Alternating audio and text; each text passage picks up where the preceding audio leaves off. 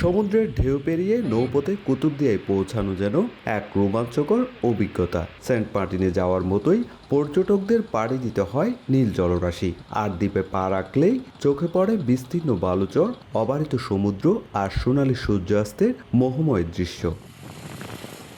বিচ্ছিন্ন এই দ্বীপে রয়েছে শতবর্ষী ঐতিহ্যের বাতিঘর, আছে ব্যস্ত শুটকিপল্লী আর দেশের একমাত্র উপকূলীয় বায়ুবিদ্যুৎ প্রকল্প। এসব নিয়ে গড়ে উঠছে নতুন পর্যটন কেন্দ্র। শুক্রবার বিকেলে উৎসবমুখর পরিবেশে উদ্বোধন হয় নতুন এক পর্যটন স্পটের। অনেক একটা সুন্দর একটা জায়গা করে ফেলছে আমাদের জন্য, কুতুবদিয়ার জন্য।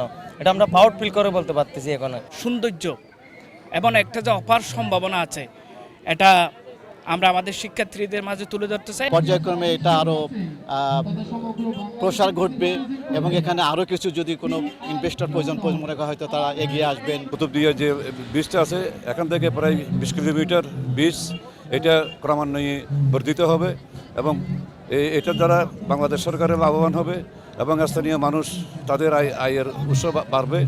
আপনাকেই বলছি, ইন্স্যুরেন্স করলে সিটিতে সুরক্ষা পাবেন নিশ্চিত। উদ্যোক্তারা জানান, অপার সম্ভাবনাময় কুতুবদিয়া দ্বীপে পর্যটন শিল্পকে এগিয়ে নিতে বেসরকারি উদ্যোগের সঙ্গে এগিয়ে আসতে হবে সরকারকেও। এখানে দৃষ্টিনন্দন একটা সি বিচ রয়েছে, সমুদ্র সৈকত রয়েছে, পাশাপাশি আমাদের পশ্চিমে বড় বড় শিপের ল্যান্ডিং স্টেশন রয়েছে। আমরা চাই লাইট হাউস রয়েছে। আমরা এই নৈসর্গিক সৌন্দর্যগুলা শুধু বাংলাদেশ না, বিশ্বব্যাপী ছড়িয়ে দিতে চাই।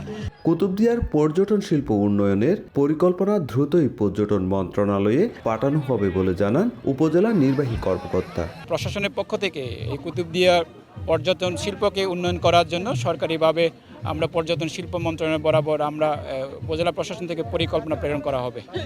সাংস্কৃতিক অনুষ্ঠান আর রাতে আতশবাজিতে জমে ওঠে পুরো আয়োজন। হাজারো মানুষ ভিড় করেন সমুদ্র কেন্দ্রিক এই নতুন ভ্রমণস্থলে।